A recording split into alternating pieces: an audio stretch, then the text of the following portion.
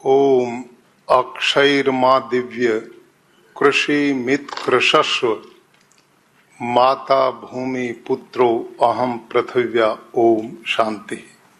विकासोन्मुखी नूतन चिंतन और दृढ़ इच्छा के धनी हम सब के प्रेरणा स्रोत भारत के परम आदरणीय प्रधानमंत्री जी, अहर्निश सक्रिय भारत के यशस्वी केंद्रीय गृह एवं सहकारिता मंत्री जी, माननीय मुख्यमंत्री गुजरात, माननीय केंद्रीय कृषि मंत्री भारत, माननीय मंत्री परिषद के सभी सदस्यगण, अधिकारीगण, कृषि वैज्ञानिक, इस आयोजन में प्रत्यक्ष और आभासी रूप से जुड़े हुए मेरे लाखों लाख किसान भाइयों और बहनों,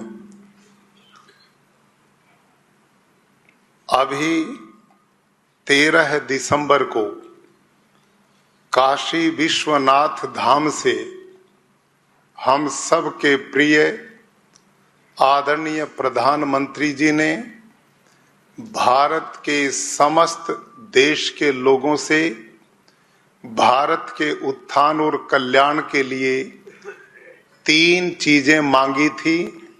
आप हम सबको स्मरण होगा, उनमें प्रथम स्वच्छता, दूसरा सृजन और तीसरा आत्मनिर्भर भारत।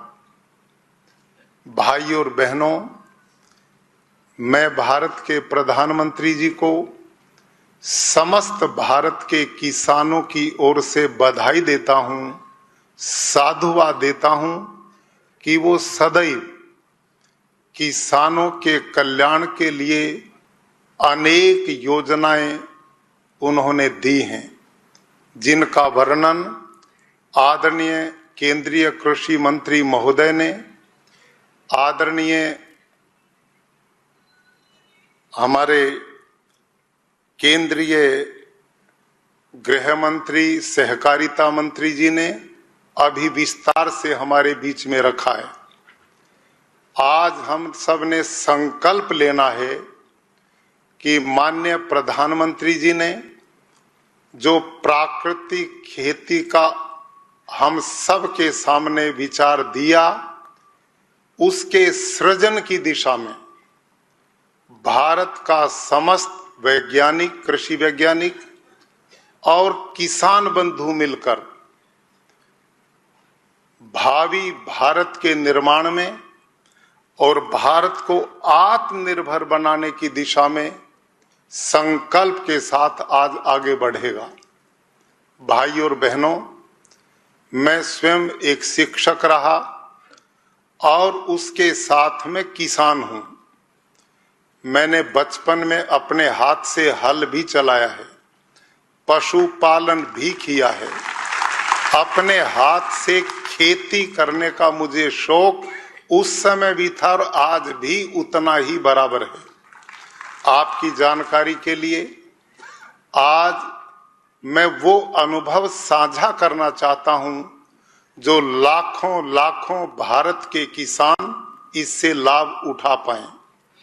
जो नियम मेरी खेती में हैं, वो भारत देश के हर किसान के भी खेत में है।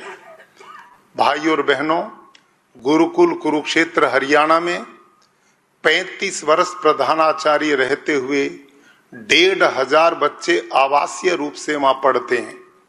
उनके भोजन की व्यवस्था हमारे गुरुकुल के 200 एकड़ के फार्म में की जाती है। मैं उसमें 90 एकड़ जमीन में स्वयं खेती कराकर उन बालकों के भोजन, गेहूं, चावल, दाल, सब्जी की व्यवस्था कराता था। बाकी जो जमीन थी वो मैंने ठेके पर, लीज पर, भाड़े पर अन्य किसानों को दी हुई थी। एक दिन एक घटना घटी, खेत से मुझे सूचना आई कि आज खेत का अमुक कर्मचारी कीटनाशक का स्प्रे कर रहा था। गर्मी के दिन थे, वो उसके सिर में चढ़ गया और बेहोश होकर खेत में गिर गया। हम अस्पताल में लेके आए, 2-3 दिन बाद वो सामान्य हो पाया। और आप सब किसान इस बात को जानते हैं कि ऐसी घटनाएं अक्सर होती रहती हैं। लेकिन मेरे मन में एक विचार उस दिन आया कि मैं जिन बालकों को ये भोजन खिलाता हूं, उनको तो साक्षात रूप से गेहूं, चावल, दाल, सब्जी में कीटनाशक छिड़कवाता हूं। ये कर्मचारी तो उसकी गंध मात्र से बेहोश हो गया। जो कीटनाशक भोजन में डाल करके मासूम बच्चों को मैं दे रहा हूं, तो मैं ये अपराध कर रहा हूं। और उसी दिन से मैंने निर्णय लिया, अब मैं ये काम नहीं करूंगा। मैं कृषि वैज्ञानिकों से मिला, कृषि विभाग के लोगों से मिला, और उन्होंने मेरे को कहा कि आप इसका विकल्प जैविक खेती के रूप में कर सकते हैं, ऑर्गेनिक फार्मिंग कर सकते हैं। मैंने तुरंत पिट बनाए, उनमें गोबर की खाद डाली, जो केचुआ गोबर खाता आयात किया जाता वो डाला, और पूरी विधि से मैंने ऑर्गेनिक खेती शुरू कर दी। पहले साल 5 एकड़ में मैंने काम किया, मेरे हाथ कुछ नहीं लगा, कीट पतंग सारा खा गए। अगले साल भी मैंने उस काम को नहीं छोड़ा, लगभग 50% मेरे को मिल पाया। तीसरे साल फिर मैंने उसको चलाया, पूरी मेहनत करके लगभग 80% में उसमें कुछ ले पाया। अब मैंने विचार किया कि मेरे पास तो यहाँ 200 एकड़ जमीन है, जिस किसान के पास 2-3 एकड़ ही जमीन है और वो इस ऑर्गेनिक खेती को करेगा और 3 साल यूं घाटा होगा, तो उसके बच्चों का गुजारा कैसे चलेगा। इसमें मेरा खर्चा भी कम नहीं हुआ, मेहनत भी कम नहीं हुई, उत्पादन भी कम हो गया। इस चिंता में मैं बैठा था कि मैं वापस रासायनिक की ओर जाऊं, ये तो चलाई जा नहीं सकती। इसी बीच में मेरा परिचय सुभाष पालेकर जी से हुआ, जो प्राकृतिक खेती पर जिन्होंने बहुत बड़ा काम किया है। जब मैंने उनको अपने गुरुकुल में बुलाया और 500 किसान इकट्ठे किए, 5 दिन का शिविर लगाया, उसमें स्वयं बैठ करके मैंने प्राकृतिक कृषि की समस्त जानकारियों को जाना, और अगले 5 एकड़ खेत लेकर मैंने उसमें प्राकृतिक खेती उस विधि से शुरू की। मुझे बड़ा सुखद अनुभव मिला कि पहले ही वर्ष मैं लगभग उतना ले पाया जितना मैं रासायनिक खेती में करता था, और अगले वर्ष उससे भी और अच्छा मेरा अनुभव रहा। फिर मैंने 10 एकड़ में वो खेती शुरू की, उसमें भी ठीक रहा।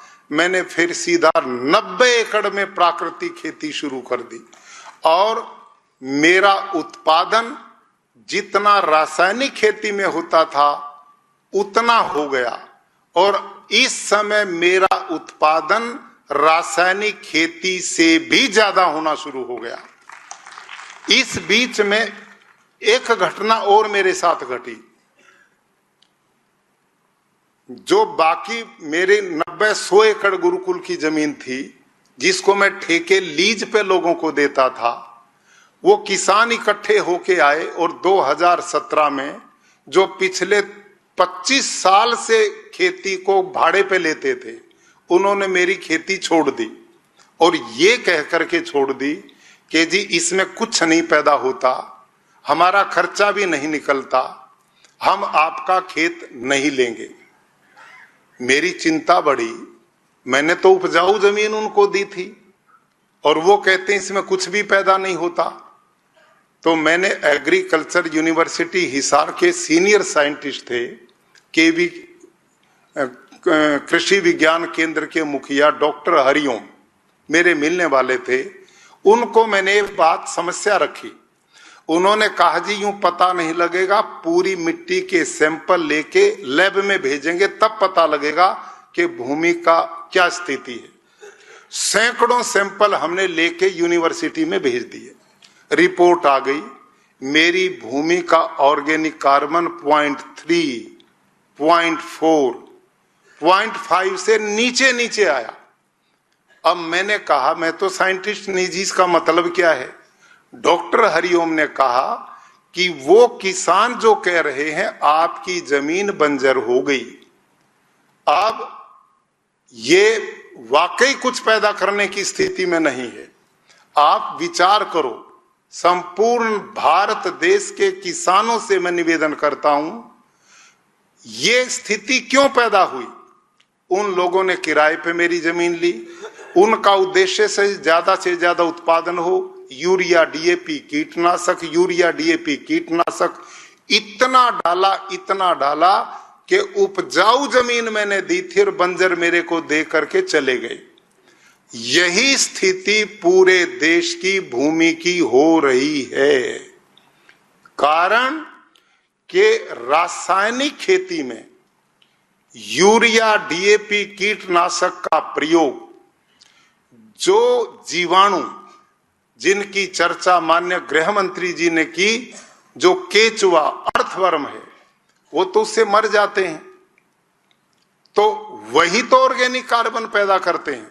तो मेरी जमीन बंजर बना दी। मैंने डॉक्टर हरिओम को कहा अब मैं क्या करूं? उन्होंने भी एक लिस्ट बनाई, इतना यूरिया, इतना डीएपी, इतना फास्फोरस, इतना जिंक, इतना पोटास, पूरी लिस्ट।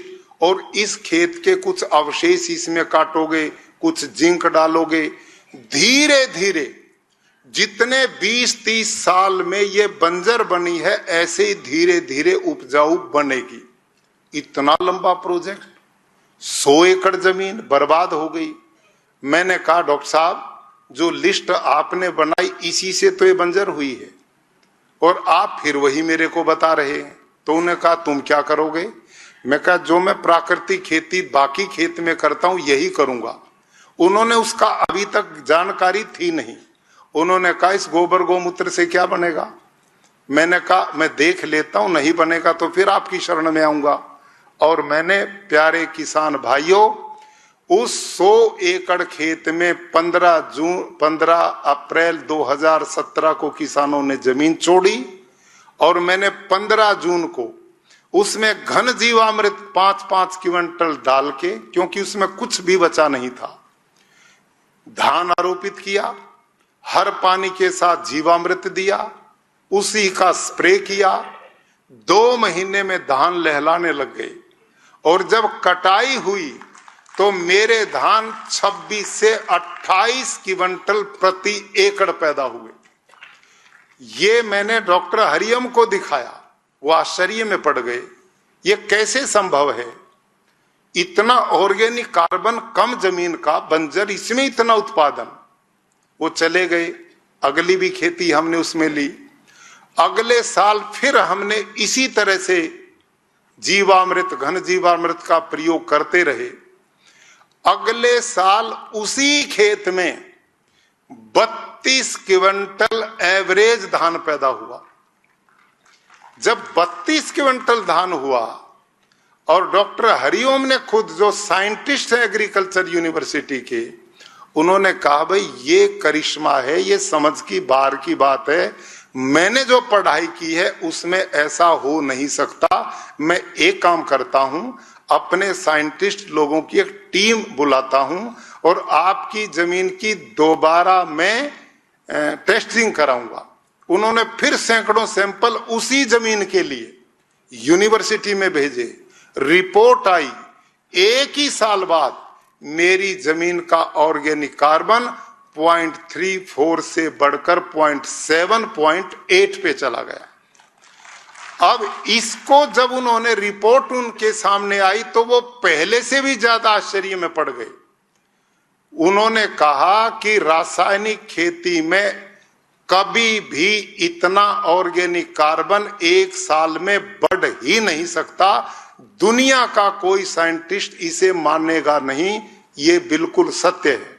ये उन्होंने बताया, और मैं भी कहता हूं कि आप मानेंगे नहीं, जो रासायनिक के साइंटिस्ट हैं। कारण है उसका, मैंने फिर वही बात कि ऑर्गेनिक कार्बन बढ़ाने का काम खेत में जीवाणु करते हैं।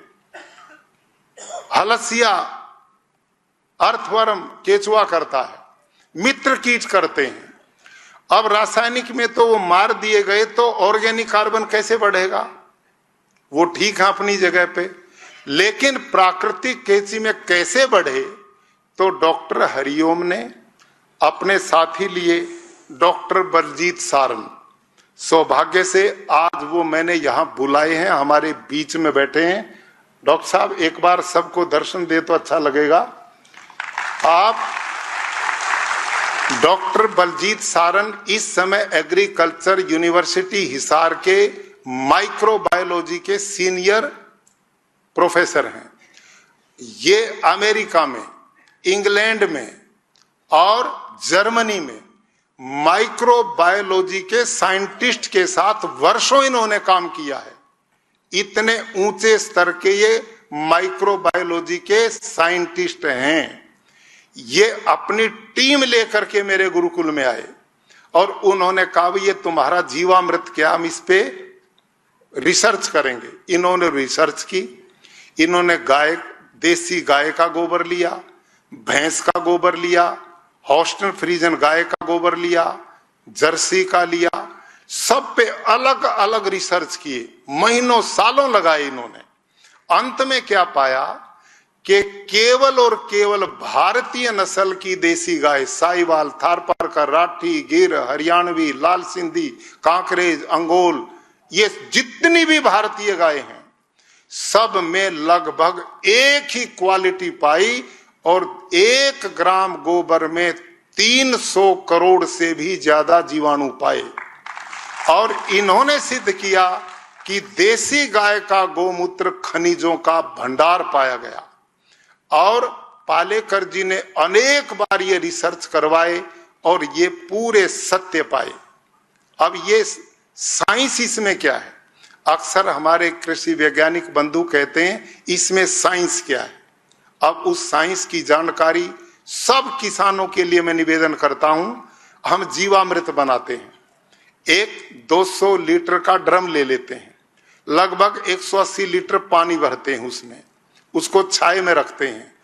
1.5 से 2 किलो गुड़, 1.5 से 2 किलो किसी भी दाल का बेसन, 1 मुट्ठी मिट्टी और 10 किलो देसी गाय का गोबर, 8 से 10 किलो गोमूत्र, इन सब को मिला के उस पानी में छोड़ देते हैं। अब आप विचार करिए, जब देसी गाय के 1 ग्राम गोबर में 300 करोड़ से ज्यादा जीवाणु हैं, तो 10 किलो गोबर में कितने जीवाणु होंगे? और इन जीवाणुओं को दाल का बेसन प्रोटीन के रूप में खाने को मिलता तो ये बलवान बनते हैं, और गुड़ मिलता तो मल्टीप्लाई ये बढ़ते हैं। और मिट्टी में जो जीवाणु है उनसे मिलकर इनकी इतनी वृद्धि होती है कि ये हर 20 मिनट में डबल होते हैं, हर 20 मिनट में। और 72 घंटे में ये असंख्य मात्रा में बढ़ते हैं। जब हम किसानों को 1 एकड़ का एक खाद तैयार है, आप विचार करो, दुनिया में ऐसा कोई खाद नहीं जो 4-5 दिन में तैयार होता हो। 1 एकड़ का 1 दिन के गोबर गोमूत्र से, गाय से 1 एकड़ का खाद तैयार है। जब ये खेत में फैलता है, खेत के जीवाणुओं से मिलता है, तो इसमें जामुन का काम होता है। ये कल्चर है, ये खाद नहीं है, कल्चर है। और उन जीवाणुओं से मिलकर असंख्य जीवाणु पैदा होते हैं। और भाइयों, यही वो जीवाणु हैं जो आकाश में, वायु में 78% नाइट्रोजन है। ये जीवाणु उस नाइट्रोजन को खींचते हैं और पौधे का भोजन बना करके देते हैं। दूसरी बात, इस प्रक्रिया में आप विचार करो, धरती के अंदर अनेक खनिज हैं, उसमें फास्फोरस है, जिंक है, पोटास है, कॉपर है, ये सब कुछ धरती मां के अंदर विद्यमान है। लेकिन ये तत्व अपने आप पौधे को भोजन नहीं देते। ये जो जीवाणु हैं, ये जीवाणु उन तत्वों से भोजन बना करके पौधे की जड़ को देने का काम करते हैं। तो इसका मतलब जितना जीवाणु खेत में होगा उतना ही ऑर्गेनिक कार्बन बढ़ेगा। जितना ऑर्गेनिक कार्बन बढ़ेगा, जमीन का स्वास्थ्य बढ़ेगा। जितना जमीन का स्वास्थ्य बढ़ेगा उतना आपका उत्पादन बढ़ेगा। सीधा फार्मूला है, ये साइंटिफिक है, ये साइंस है, साइंटिस्ट भी इस बात को जानते हैं। दूसरी बात, जब ये जीवामृत, घन जीवामृत जमीन पर जाता है तो केचुआ, अर्थवर्म, हलसिया जो यूरिया डीएपी से डरता हुआ धरती में समाधि लिए बैठा है, 10-15 फीट नीचे बैठा हुआ डरता हुआ, जब उसको ये भोजन उसका मिलता है, इसकी गंध पा करके धरती को फोड़ करके वो ऊपर आता है और अपना काम शुरू कर देता है। भारतीय केचुआ गोबर भी खाता है, मिट्टी भी खाता है, काष्ठ भी खाता है। विदेशी केचुआ जो ऑर्गेनिक में प्रयोग करते हैं वो मिट्टी खाता नहीं, केवल गोबर काष्ठ खाता है। 16 डिग्री नीचे टेम्परेचर में मर जाता, 28 में जिंदा रहता नहीं। भारतीय केचुआ बर्फीली पहाड़ियों में भी काम करता है और रेगिस्तान में भी बराबर काम करता है। ये भगवान की एक व्यवस्था है।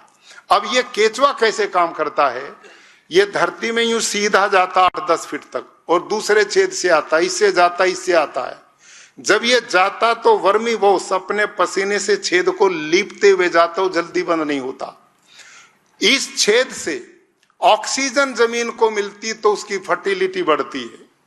और ये केचुआ नीचे के खनिजों को खा करके मिट्टी के पेट से निकालकर विष्ठा रूप में जो पौधे की जड़ को देता है, उसमें सामान्य धरती से 5 गुना ज्यादा नाइट्रोजन है, 9 गुना ज्यादा उसमें फास्फोरस है और 11 गुना ज्यादा उसमें पोटास है।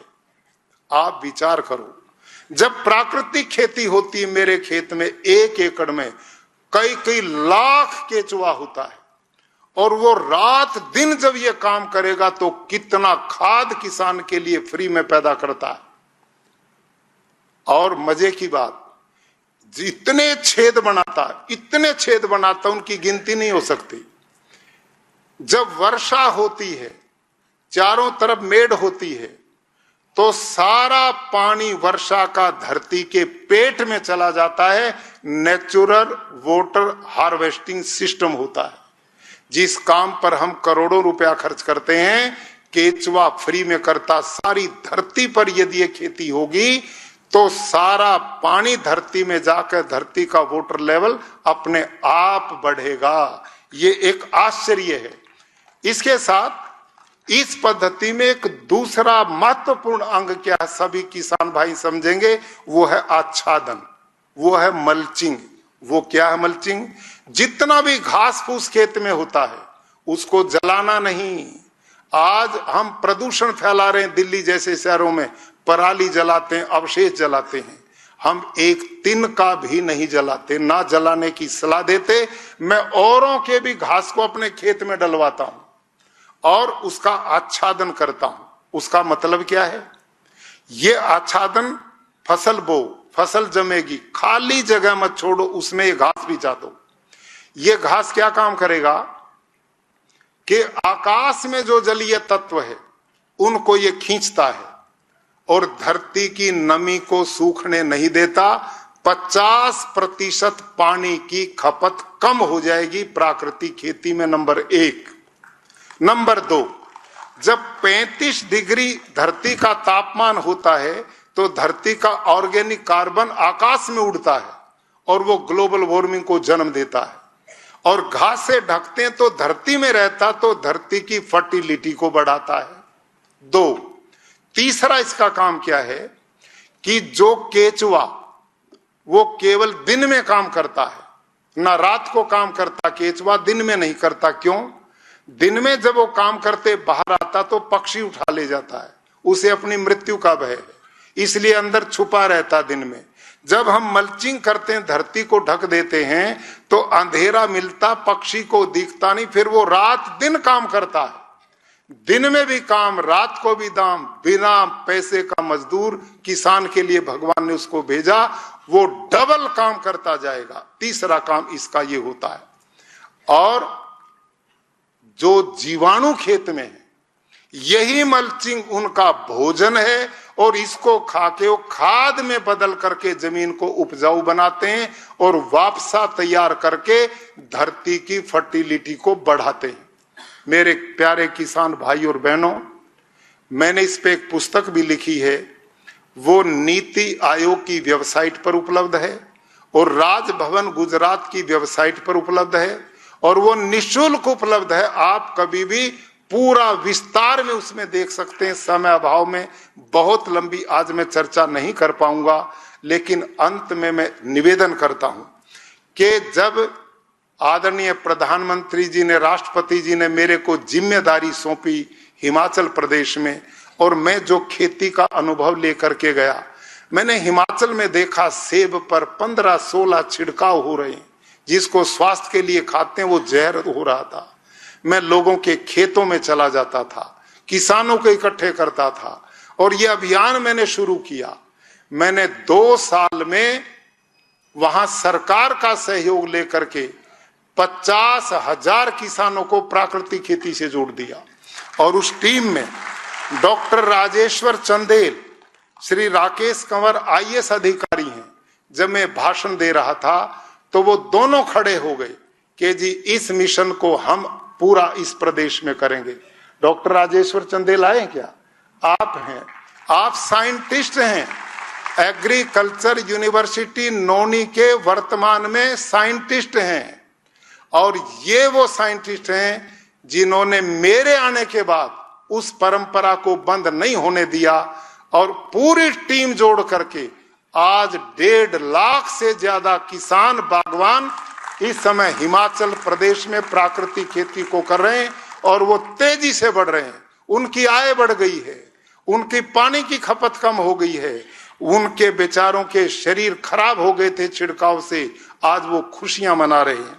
उसी प्रकार से हमारे बीच में टी विजय कुमार जी बैठे हुए आंध्र प्रदेश से।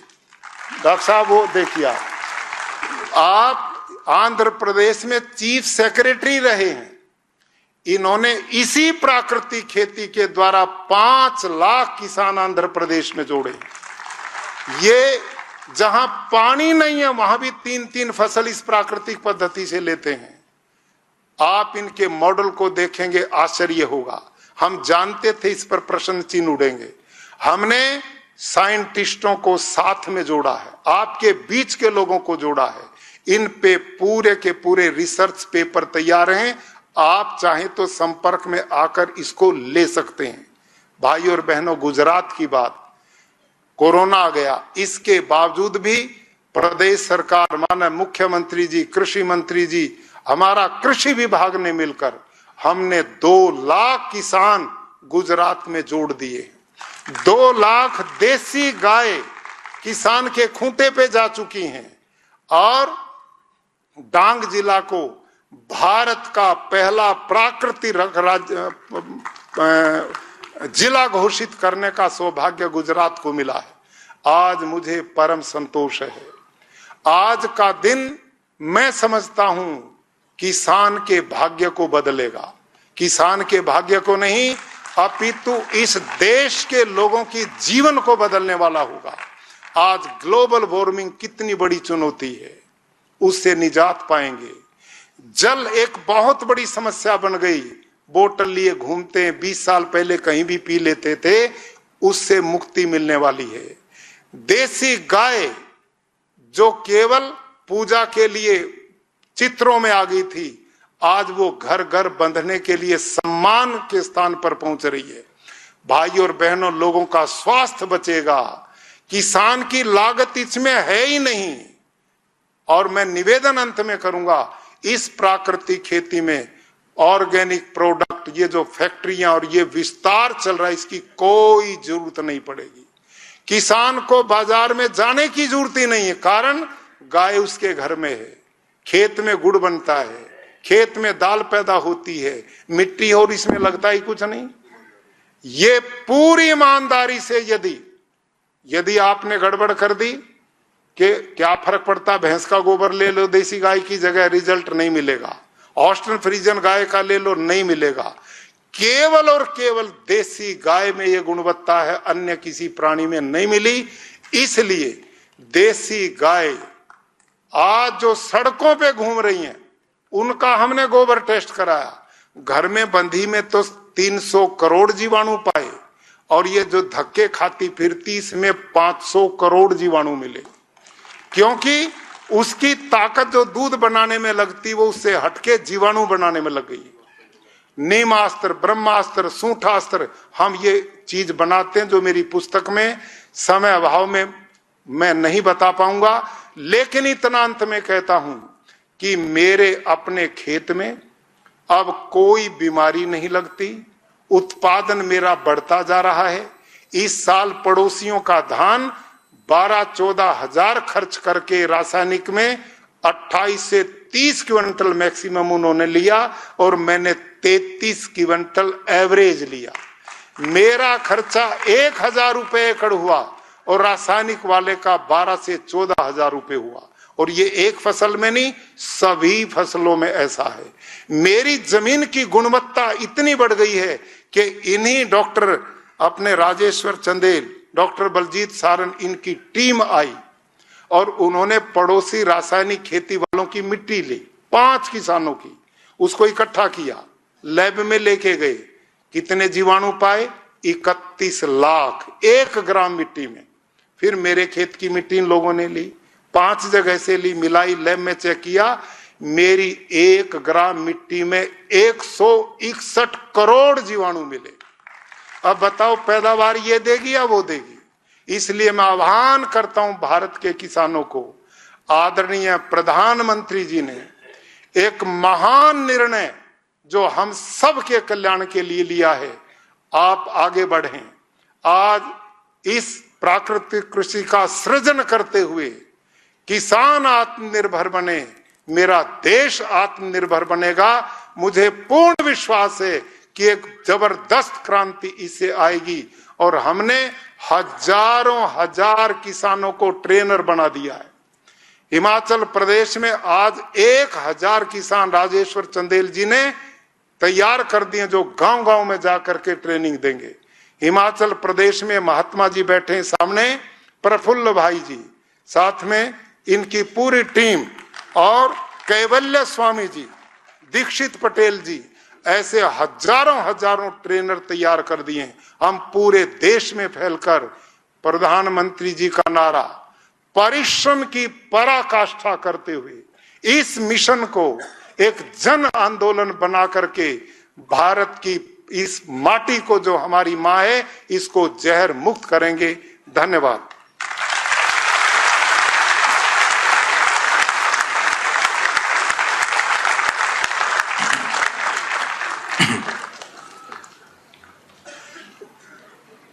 हम आपके आभारी रहेंगे माननीय राज्यपाल महोदय।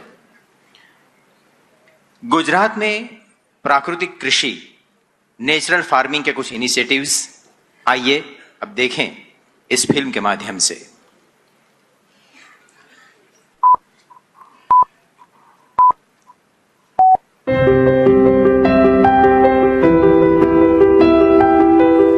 माता भूमि पुत्रो हम पृथिव्याः, अर्थात धरती हमारी माता है और हम उनके पुत्र।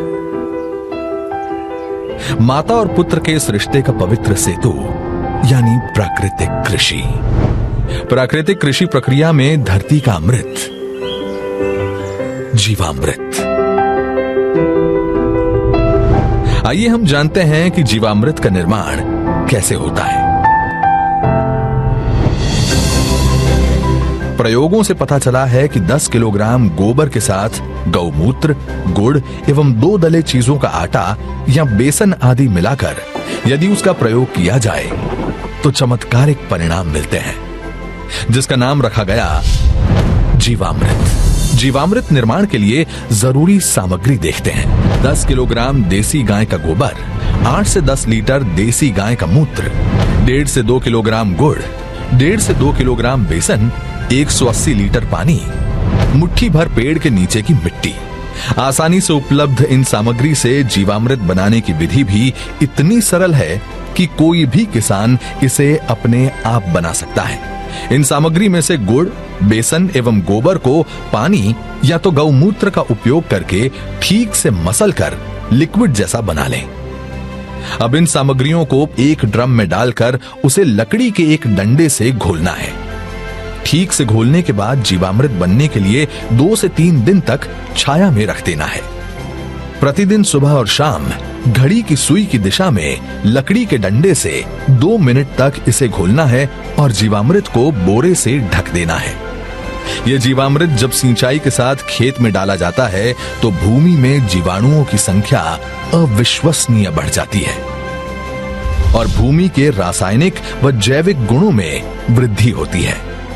जीवामृत को महीने में 2 बार या 1 बार उपलब्धता के अनुसार 200 लीटर प्रति एकड़ के हिसाब से सिंचाई के पानी के साथ दीजिए। फलों के पेड़ों के पास दोपहर 12 बजे जो छाया पड़ती है, उस छाया के पास प्रति पेड़ 2 से 5 लीटर जीवामृत भूमि पर महीने में 1 बार या 2 बार गोलाकार में डालना है। इससे मिट्टी स्वस्थ बनती है और फसल भी उतनी ही बेहतर मिलती है। इससे किसान के मित्र माने जाने वाले केंचुओं की संख्या बढ़ती है। प्राकृतिक कृषि में गहरी जुताई की भी जरूरत नहीं होती है। इतना ही नहीं, प्राकृतिक कृषि भूमिगत जल को भी बढ़ाती है। इस प्रक्रिया से मुख्य फसलों के साथ सहयोगी फसलों को भी उगाया जा सकता है। घन जीवामृत जीवामृत का ही सूखा हुआ स्वरूप है, जिसे फसल बोने से पहले जमीन में मिलाया जाता है। धूप में सुखाए गए 200 किलोग्राम गोबर में ताजा बना 20 लीटर जीवामृत मिलाकर 2 दिन छाया में रखते हैं। इसे एक बार फिर धूप में सुखाकर तथा डंडे से पीसकर महीन बना दिया जाता है। यही घन जीवामृत है जिसे 1 एकड़ के लिए प्रयोग कर सकते हैं। प्राकृतिक खेती का एक आवश्यक आदान बीजामृत है। बीजामृत जहां बीज को बीज जनित रोगों से बचाता है, वहीं इसकी अंकुरण क्षमता को अद्भुत रूप से बढ़ाता है। देसी गाय के 5 किलोग्राम गोबर, 5 लीटर गौमूत्र, 50 ग्राम बुझा हुआ चूना और थोड़ी सी मिट्टी को 20 लीटर पानी में मिलाकर बीजामृत बनता है। एक रात रखने के बाद इसमें 100 किलोग्राम बीज का संस्कार किया जाता है। इसके 1 दिन बाद संस्कारित बीज बुआई के लिए तैयार हो जाता है। आच्छादन प्राकृतिक खेती का एक महत्वपूर्ण नियम है। खेती वाली सारी भूमि को फसल अवशेष से या छोटी अवधि की अंतर फसलों से पूरा ढक दिया जाता है। आच्छादन भूमि में नमी बनाए रखता है तथा वातावरण से नमी को खींचकर खेती हेतु पानी की खपत को भी अद्भुत रूप से घटाता है। जीवाणुओं एवं केंचुओं की गतिविधियों को बढ़ाता है, खरपतवार को नियंत्रित करता है तथा अंत में विघटित होकर जमीन से कार्बन उत्सर्जन को रोककर भूमि के जैविक कार्बन क्षमता को बढ़ाता है। इस कृषि विधि में वापसा निर्माण भी एक महत्वपूर्ण प्रक्रिया है, जिसमें भूमि में हवा और नमी का बराबर संतुलन बनाया रखा जाता है। प्राकृतिक कृषि विधि केवल भूमि की उत्पादन क्षमता को ही नहीं बढ़ाती है, बल्कि ये कीट एवं बीमारियों के रोकथाम के लिए भी एक प्रभावी विकल्प देती है। फसलों पर कीट पतंगों की रोकथाम के लिए स्थानीय वनस्पति पर आधारित सस्ता तथा किसान के खेत में ही बनने वाला आदान है अग्नि अस्त्र। 5 किलोग्राम नीम या अन्य स्थानीय पौधा जिसे गाय नहीं खाती के पत्ते, 20 लीटर देसी गाय का मूत्र, 500 ग्राम तंबाकू पाउडर, 500 ग्राम हरी मिर्च तथा 50 ग्राम लहसुन के पेस्ट को मिलाकर धीमी आंच में उबालकर 48 घंटे के लिए रखा जाता है। सुबह शाम 2-2 मिनट के लिए घोलें। इस घोल को 6 लीटर प्रति 200 लीटर पानी में मिलाकर 1 एकड़ में छिड़काव करते हैं। नीमास्त्र, ब्रह्मास्त्र, दशपर्णी अर्क इत्यादि भी कीट पतंगों की रोकथाम के लिए उपयोग में लाए जाते हैं। इसी तरह खट्टी लस्सी, कंडी, सौठास्त्र इत्यादि प्रभावी रूप से विभिन्न बीमारियों के निवारण के लिए प्रयोग में लाए जाते हैं। प्राकृतिक कृषि से देश में नई ऊर्जा का संचार हो रहा है। हमारे पद्म पुरस्कार विजेता सुभाष जी करके हैं महाराष्ट्र के, उन्होंने जीरो बजट खेती का एक विचार विकसित किया है। ये वो प्राकृतिक खेती वाला विषय है। इससे हमारी धरती मां भी बचती है, हमारा पानी भी बचता है और फसल भी अच्छी और पहले से ज्यादा होती है। मेरा आप सभी किसान साथियों को, देश भर के किसान साथियों को आग्रह है, आप हमारी बात को समझेंगे, मुझे पक्का विश्वास है आप उसको अपने खेत में लागू करेंगे। आजादी के अमृत महोत्सव के इस शुभ अवसर पर वर्तमान खेती की दशा एवं दिशा हेतु माननीय प्रधानमंत्री जी का ये अति महत्वपूर्ण आह्वान है। देश के लाखों किसानों ने इस विधि को स्थापित कर दिया है। गुजरात प्रदेश का डांग जिला तो पूरा ही प्राकृतिक खेती जिला घोषित कर दिया गया है। देश के कई गांव आज इस ओर परिवर्तित हो रहे हैं, क्योंकि इससे किसानों के जीवन में उन्नति आ रही है। मेरा नाम सत्या है। मैं मेरे 150 पौधा है जिसमें मैं प्राकृतिक खेती की अब स्प्रे कर रही हूँ। अगर जहरीली स्प्रे हम दुकानों से खरीद के करते थे तो उससे हमारे खर्चा ज़्यादा आता था, पैसा भी ज़्यादा लगता था, और इसमें हमारे को खर्चा भी कम है और फल भी अच्छा बन रहा है, जिसके लिए हमें यूरिया डालने की कोई ज़रूरत नहीं है अब इसमें। पहले सर अगर 5000 का खर्चा हमारा आता था स्प्रे का, तो अभी हमारा 500 का भी शायद खर्चा नहीं आया है। इसलिए मैंने अपने बगीचे से शुरू करा है, पर इस साल मैं सबको बता रही हूँ कि आगे के लिए आप ही जो मैंने किया है अपने बगीचे में, आप ये स्प्रे करके देखो। दिल खुश हो जाता है सर, जब अपनी फसल इस तरह से अच्छे से आए तो दिल भी खुश हो जाता है सर। जब से प्राकृतिक खेती करनी शुरू करी है तब से सबसे पहले तो हमारी जो भूमि उसमें एकदम मुलायम हो गई भूमि। कुलथ है, माश है, दालों में राजमा है, और सर्दियों में मैंने मसूर और जौ बिजाई करी थी, गेहूँ और चना भी बिजाई करा था सर्दी में। मिलेट्स हमारे पास कोदा और कावनी है। हाँ जी, एक अपने पास कुट्टू के आटे वाला है, स्थानीय भाषा में ओगड़ा बोलते हैं। एंटीऑक्सीडेंट सबसे ज़्यादा इसमें है। ये धान हमारे पास 2 वैरायटी का है, ये लाल वाला चावल है और ये आगे वाला जो है सफ़ेद चावल है। इसकी खासियत ये है कि ये बिना सिंचाई की होता है। ये सर जी, मेरा नाम फूल कुमार, गांव बहनी मातो, तहसील महम, जिला रोहतक। मैं प्राकृतिक खेती करता हूं। अभी हमने जब से ये प्राकृतिक खेती करी है तो इसमें हम आपको दिखाएंगे। इस खेत में हमने 5 बाग लगाया है। इसमें सेब, किन्नू, आड़ू, आलू बुखारा, अंजीर, और ये बेड पे पूरे में हल्दी है और हल्दी के नीचे चना है।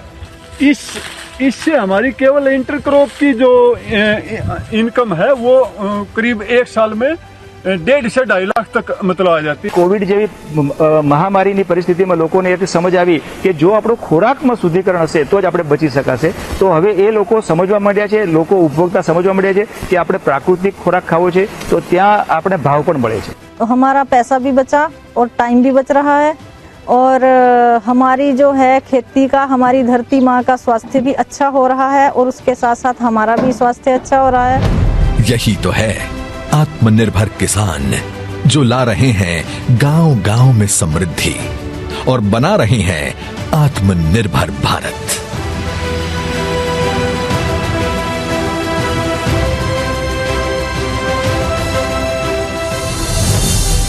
प्राकृतिक कृषि, आत्मनिर्भर भारत के आत्मनिर्भर किसान की खुशी।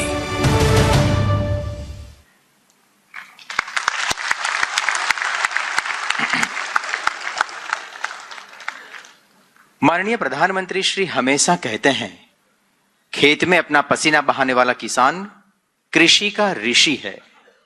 ऋषि संस्कार, सिंचन व धर्म जागरण से हमें जीवन जीने का तरीका सिखाते हैं, तो कृषि के ऋषि कृषक जीवन के लिए आवश्यक अन्न प्रदान करते हैं।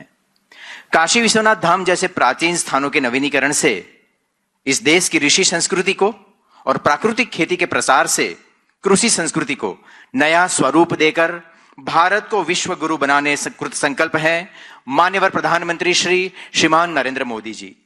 आइए तालियों की गूंज के साथ आमंत्रित करें माननीय श्री नरेंद्र मोदी जी को, आप इस अवसर पर हमारा मार्गदर्शन करें।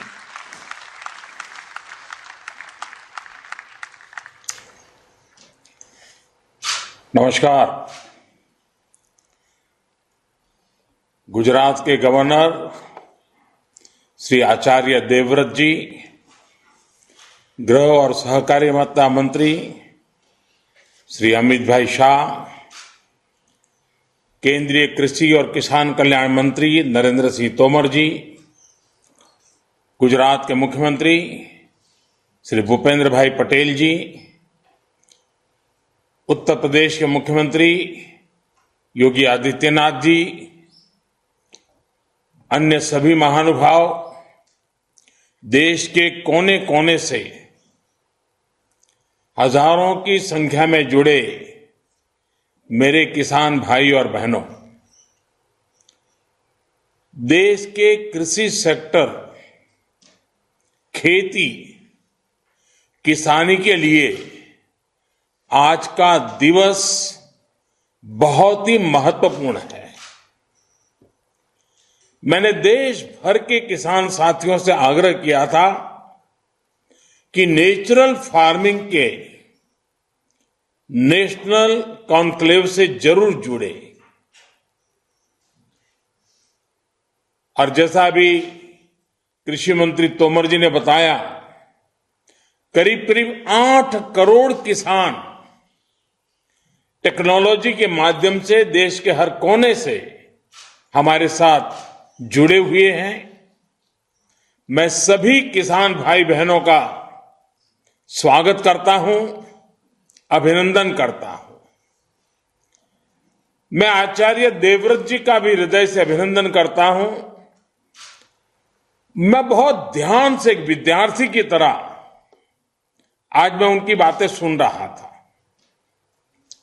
मैं स्वयं तो किसान नहीं हूं, लेकिन बहुत आसानी से मैं समझ पा रहा था कि प्राकृतिक कृषि के लिए क्या चाहिए, क्या करना है। बहुत ही सरल शब्दों में उन्होंने समझाया है और मुझे पक्का विश्वास है आज का उनका ये मार्गदर्शन, और मैं जानबूझकर आज पूरा समय उनको सुनने के लिए बैठा था, क्योंकि मुझे मालूम था कि उन्होंने जो सिद्धि प्राप्त की है, प्रयोग सफलतापूर्वक आगे बढ़ाए हैं, हमारे देश के किसान भी उनके फायदे की इस बात को कभी भी कम नहीं आंकेंगे, कभी भी भूलेंगे नहीं। साथियों, ये कॉन्क्लेव गुजरात में भले हो रहा है, लेकिन इसका दायरा, इसका प्रभाव पूरे भारत के लिए है, भारत के हर किसान के लिए है। एग्रीकल्चर के अलग अलग आयाम हो, फूड प्रोसेसिंग हो, नेचुरल फार्मिंग हो, ये विषय 21वीं सदी में भारतीय कृषि का कायाकल्प करने में बहुत मदद करेंगे।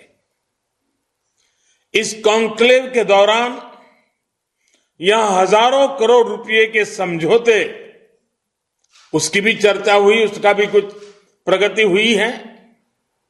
इनमें भी इथेनॉल, ऑर्गेनिक फार्मिंग और फूड प्रोसेसिंग को लेकर जो उत्साह दिखा है, नई संभावनाओं को विस्तार देता है।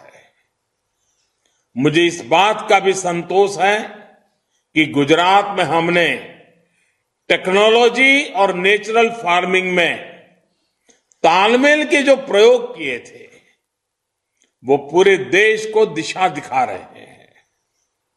मैं फिर एक बार गुजरात के गवर्नर आचार्य देवव्रत जी का विशेष आभार व्यक्त करना चाहता हूं, जिन्होंने देश के किसानों को नेचुरल फार्मिंग के बारे में इतना सरल शब्दों में स्व अनुभव की बातों के द्वारा बड़े विस्तार से समझाया है।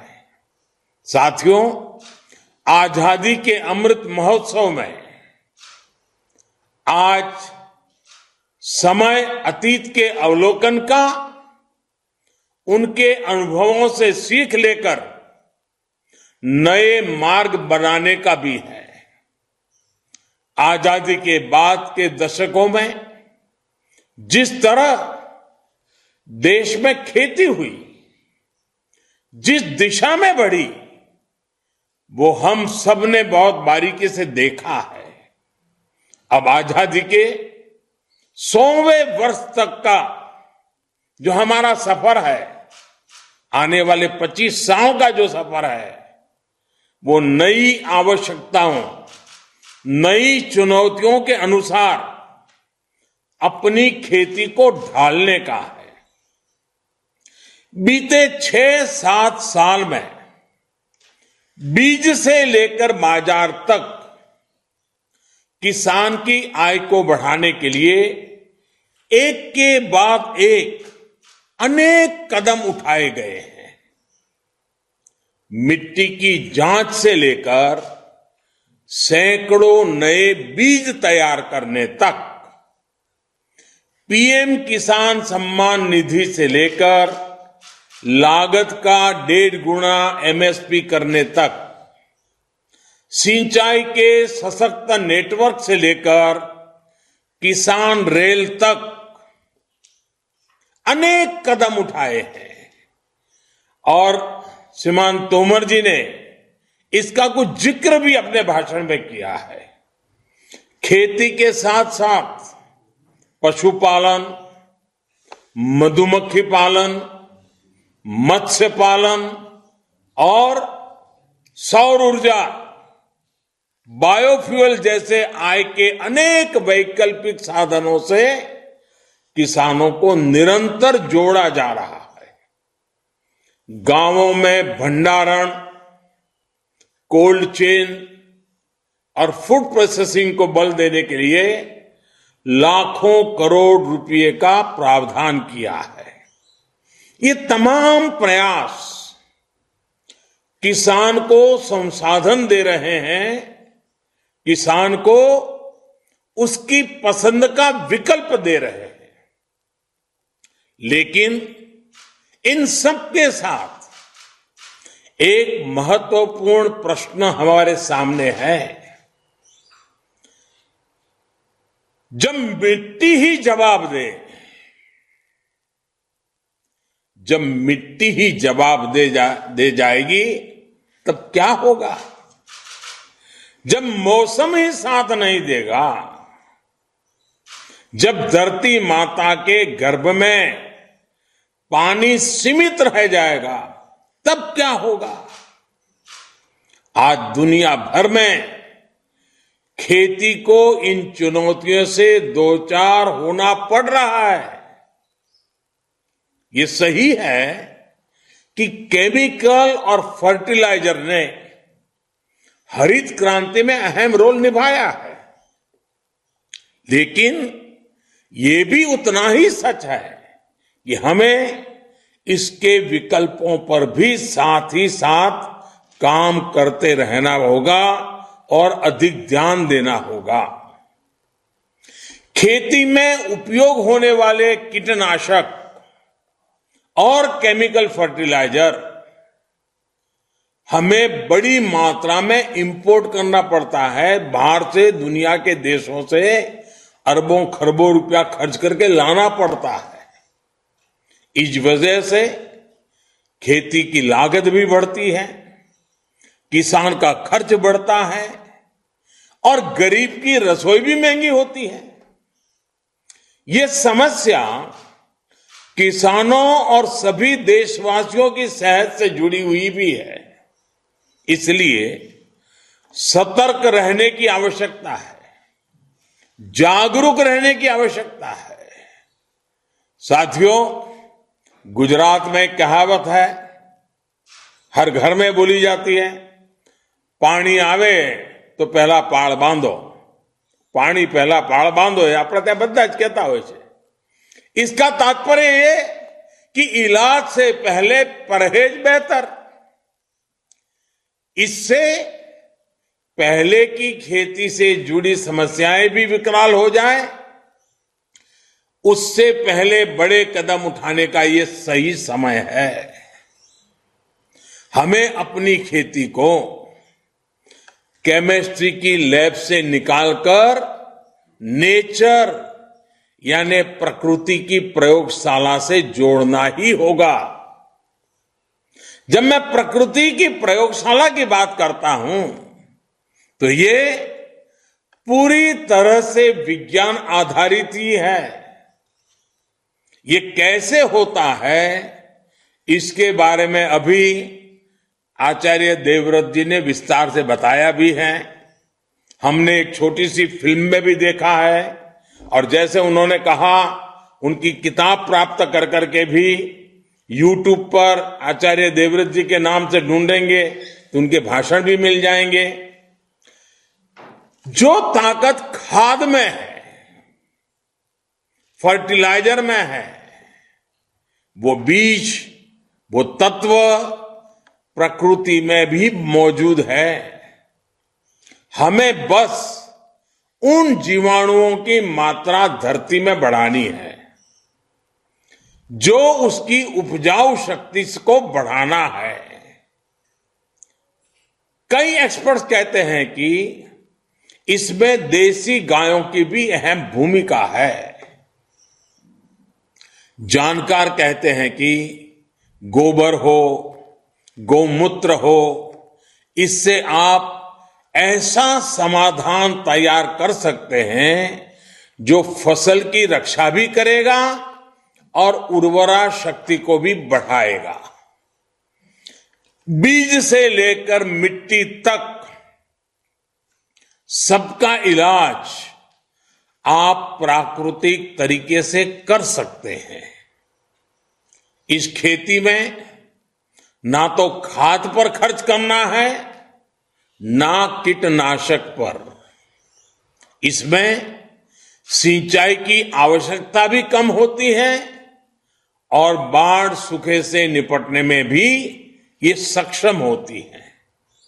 चाहे कम सिंचाई वाली जमीन हो या फिर अधिक पानी वाली भूमि, प्राकृतिक खेती से किसान साल में कई फसलें ले सकता है।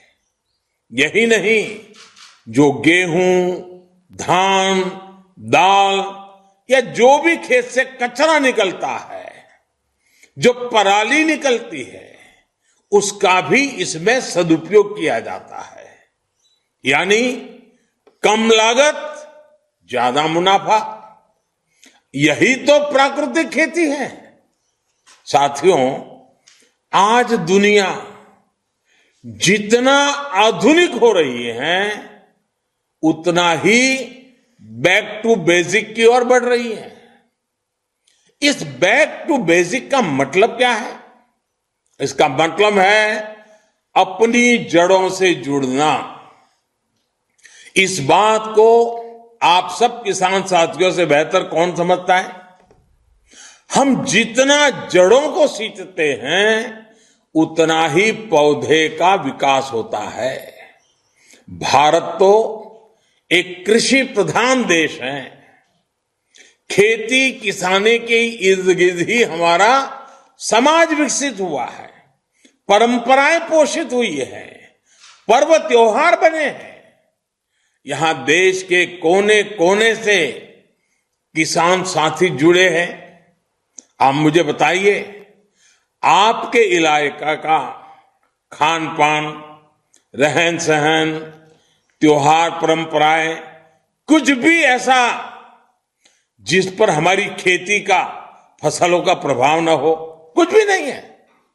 जब हमारी सभ्यता किसानी के साथ इतना फली फूली है, तो कृषि को लेकर हमारा ज्ञान विज्ञान को कितना समृद्ध रहा होगा, कितना वैज्ञानिक रहा होगा।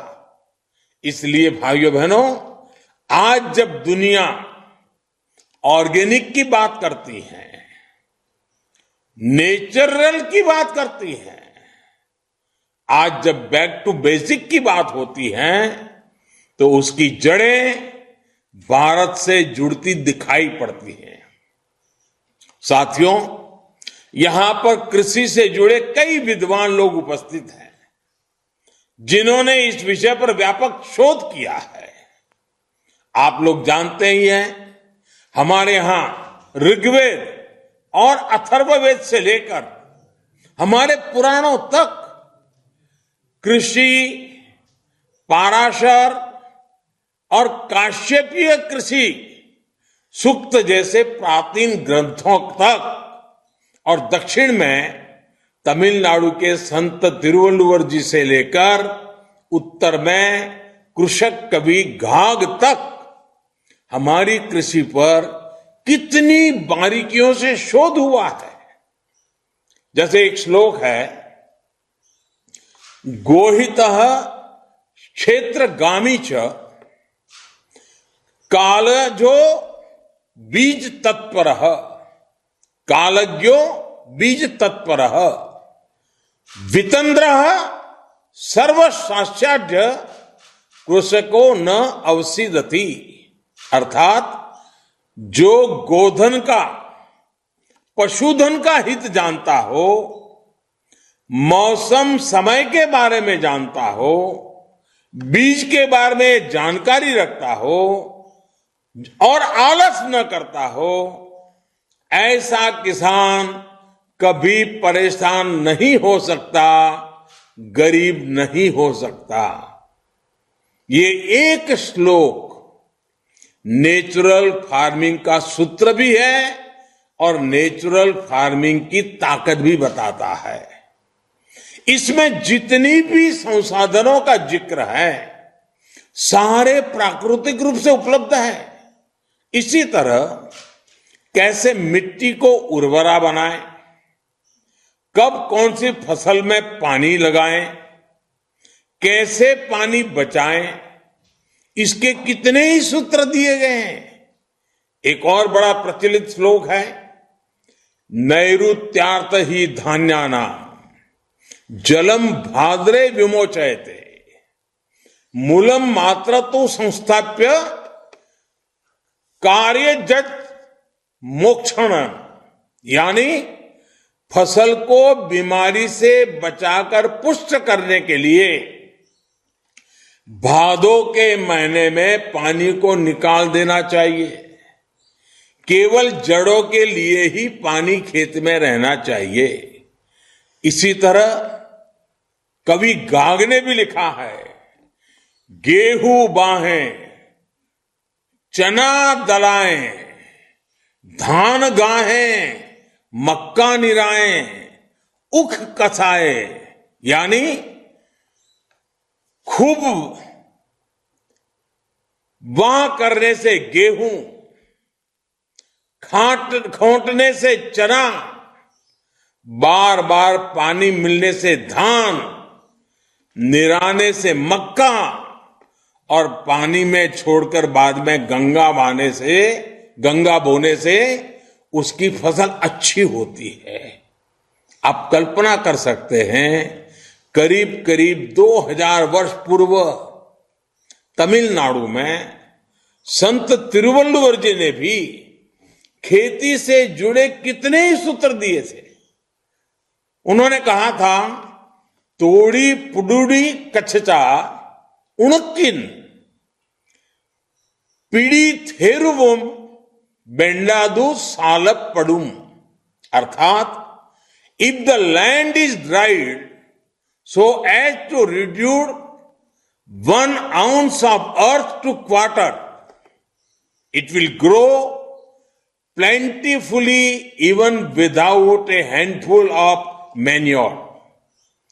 साथियों, कृषि से जुड़े हमारे इस प्राचीन ज्ञान को हमें न सिर्फ फिर से सीखने की जरूरत है, बल्कि उसे आधुनिक समय के हिसाब में तराशने की भी जरूरत है। इस दिशा में हमें नए सिरे से शोध करने होंगे, प्राचीन ज्ञान को आधुनिक वैज्ञानिक फ्रेम में डालना होगा। इस दिशा में हमारे ICAR जैसी संस्थानों की, कृषि विज्ञान केंद्रों, कृषि विश्वविद्यालयों की भूमिका बहुत बड़ी हो सकती है। हमें जानकारियों को केवल रिसर्च पेपर्स और थियरीज तक ही सीमित नहीं रखना है, हमें उसे एक प्रैक्टिकल सक्सेस से बदलना होगा। लैब टू लैंड, यही हमारी यात्रा होगी। इसकी शुरुआत भी हमारे ये संस्थान कर सकते हैं। आप ये संकल्प ले सकते हैं कि आप नेचुरल फार्मिंग को, प्राकृतिक खेती को ज्यादा से ज्यादा किसानों तक ले जाएंगे। आप जब ये करके दिखाएंगे कि ये सफलता के साथ संभव है, तो सामान्य मानवी भी इससे जल्द से जल्द जुड़ेंगे। साथियों, नया सीखने के साथ हमें उन गलतियों को भुलाना भी पड़ेगा जो खेती के तौर तरीकों में आ गई है। जानकार ये बताते हैं कि खेत में आग लगाने से धरती अपनी उपजाऊ क्षमता खोती जाती है। हम देखते हैं कि जिस प्रकार मिट्टी को, और ये बात समझने जैसी है, जिस प्रकार मिट्टी को जब तपाया जाता है तो वो ईंट का रूप ले लेती है और वो ईंट इतनी मजबूत बन जाती है कि इमारत बन जाती है। लेकिन फसल के अवशेषों को जलाने की हमारी यहां परंपरा सी पड़ गई है। पता है कि मिट्टी तपती है तो ईंट बन जाती है, फिर भी हम मिट्टी तपाते रहते हैं। इसी तरह एक भ्रम ये भी पैदा हो गया है कि बिना केमिकल के फसल अच्छी होगी ही नहीं, जबकि सच्चाई इसके बिल्कुल उलट है। पहले केमिकल नहीं होते थे, लेकिन फसल अच्छी होती थी। मानवता के विकास का इतिहास इसका साक्षी है। तमाम चुनौतियों के बावजूद कृषि युग में मानवता सबसे तेजी से फली फूली आगे बढ़ी, क्योंकि तब सही तरीके से प्राकृतिक खेती की जाती थी, लगातार लोग सीखते थे। आज औद्योगिक युग में तो हमारे पास टेक्नोलॉजी की ताकत है, कितने साधन हैं, मौसम की भी जानकारी है। अब तो हम किसान मिलकर के एक नया इतिहास बना सकते हैं। दुनिया जो ग्लोबल वार्मिंग को लेकर के परेशान है, उसका रास्ता खोजने में भारत का किसान अपनी परंपरागत ज्ञान के द्वारा उपाय दे सकता है। हम मिलकर के कुछ कर सकते हैं। भाइयों और बहनों, नेचुरल फार्मिंग से जिन्हें सबसे अधिक फायदा होगा वो है हमारे देश के 80% छोटे किसान। वो छोटे किसान जिनके पास 2 हेक्टेयर से भी कम भूमि है। इनमें से अधिकांश किसानों का काफी खर्च केमिकल फर्टिलाइजर पर होता है। अगर वो प्राकृतिक खेती की तरफ मुड़ेंगे तो उनकी स्थिति और बेहतर होगी। भाइयों और बहनों, प्राकृतिक खेती पर गांधी जी की कही ये बात बिल्कुल सटीक बैठती है। जहां शोषण होगा वहां पोषण नहीं होगा। गांधी जी कहते थे कि मिट्टी को अलटना, पटलना, भूल जाना, खेत की गुडाई भूल जाना एक तरह से खुद को भूल जाने की तरह है।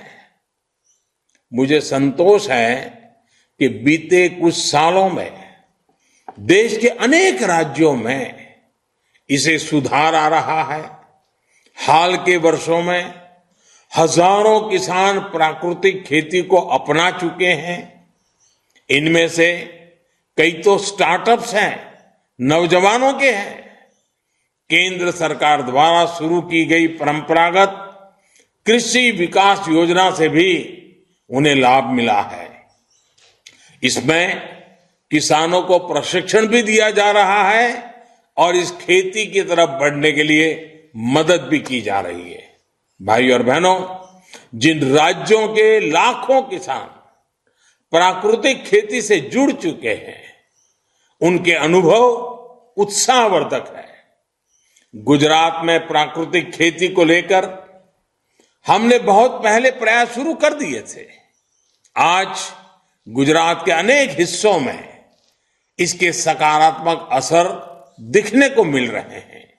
इसी प्रकार हिमाचल प्रदेश में भी तेजी से इस खेती के प्रति आकर्षण बढ़ रहा है।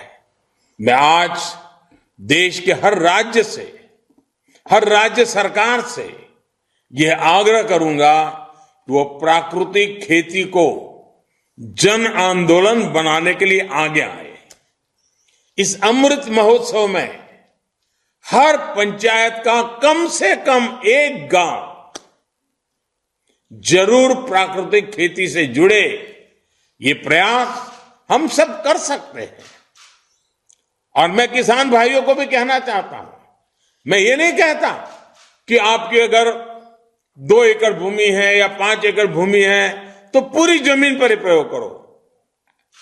आप थोड़ा खुद अनुभव करो।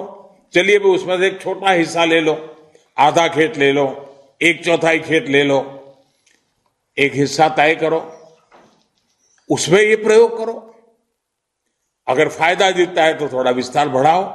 1-2 साल में आप धीरे धीरे पूरे खेत में इस तरफ चले जाओगे, दायरा बढ़ाते जाओगे। मेरा सभी निवेश साथियों से भी आग्रह है कि ये समय ऑर्गेनिक और प्राकृतिक खेती में इनके उत्पादों की प्रोसेसिंग में जम करके निवेश का समय है। इसके लिए देश में ही नहीं बल्कि पूरे विश्व का बाजार हमारा इंतजार कर रहा है। हमें आने वाली संभावनाओं के लिए आज ही काम करना है। साथियों, इस अमृत काल में दुनिया के लिए फूड सिक्योरिटी और प्रकृति से समन्वय का बेहतरीन समाधान हमें भारत से देना है। क्लाइमेट चेंज समिट में मैंने दुनिया से लाइफस्टाइल फॉर एनवायरमेंट यानी लाइफ को ग्लोबल मिशन बनाने का आह्वान किया था। 21वीं सदी में इसका नेतृत्व भारत करने वाला है, भारत का किसान करने वाला है। इसलिए आइए आजादी के अमृत महोत्सव में मां भारती की धरा को रासायनिक खाद और कीटनाशकों से मुक्त करने का संकल्प लें।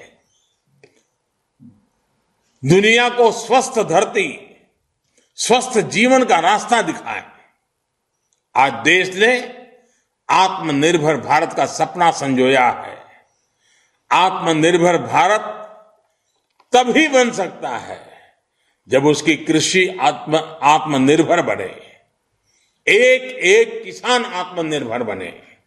और ऐसा तभी हो सकता है जब अप्राकृतिक खाद और दवाइयों के बदले हम मां भारती की मिट्टी का संवर्धन गोवर्धन से करें, प्राकृतिक तत्वों से करें। हर देशवासी हर चीज के हित में, हर जीव के हित में प्राकृतिक खेती को हम जन आंदोलन बनाएंगे। इसी विश्वास के साथ मैं गुजरात सरकार का, गुजरात के मुख्यमंत्री जी का, उनकी पूरी टीम का इस इनिशिएटिव के लिए, पूरे गुजरात में इसको एक आंदोलन का रूप देने के लिए और आज पूरे देश के किसानों को जोड़ने के लिए मैं संबंधित सभी का हृदय से बहुत बहुत अभिनंदन करता हूं। बहुत बहुत धन्यवाद।